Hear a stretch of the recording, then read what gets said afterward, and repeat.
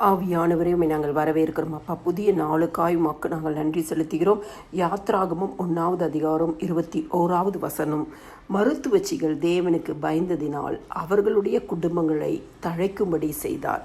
கிறிஸ்துக்குள் பிரியமானவர்களே, தேவனுக்கு பயந்து வாழும் பொழுது தேவன் நம் குடும்பங்களை தழைக்கும்படியாய், உயர்த்தும்படியாய், கனப்படுத்தும்படியாய், மேன்மைப்படுத்தும்படியாய், உயர்ந்த அடைக்கலத்தில் வைக்கும்படியாய், கீர்த்தியும் புகழ்ச்சியும் வைக்கும்படியாய், சகல ஜனங்களுக்கு முன்பாக மேன்மையாய் வைக்கும்படியாய் கர்த்தர் செய்வார்.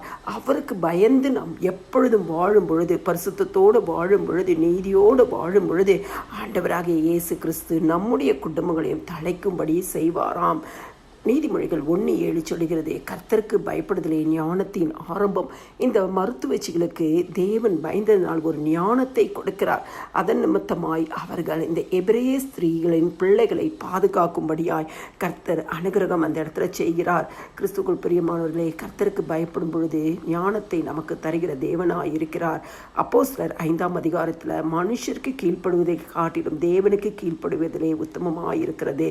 இப்போ மனுஷர்களுக்கு அந்த பார்வோனுடைய சட்ட திட்டங்களுக்கு இந்த மருத்துவர்கள் கீழ்ப்படியவில்லை. ஆனால் தேவனுக்கு பயந்து அவருடைய கற்பனைகளுக்கு, அவருடைய சட்ட திட்டங்களுக்கு பயந்து இருந்தார்களாம். அதனால் கர்த்தர் அவர்களுடைய குடும்பங்களை தழைக்கும்படி செய்தாராம். 1 சாமுவேலில் என்னை கனம் பண்ணுவர்களை நான் கனம் பண்ணுவேன் என்று சொல்லி கர்த்தர் வாக்கு பண்ணுகிறார். வாக்கு தத்துவத்தின்படியே இந்த மருத்துவச்சிகளுடைய குடும்பங்களை தேவன் தழைக்கும்படி செய்தார்.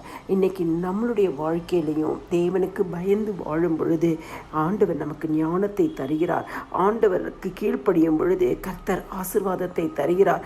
ஆண்டவரை கனம் பண்ணும் பொழுது அவர் நம்மை கனம் பண்ணுகிறார். கிறிஸ்துவுக்குள் பிரியமானவர்களே, கர்த்தருக்கு பயந்து பரிசுத்தத்தோடு வாழ்வோம். கர்த்தர் நம்மையும் நம் குடும்பங்களையும் தலைமுறையாய் தழைக்கும்படி செய்வார். எல்லா துதியும் கனமும் மகிமையும் சோத்திரமும் என் ஆண்டவராகிய இயேசு கிறிஸ்து ஒருவருக்கே செலுத்துகிறேன்.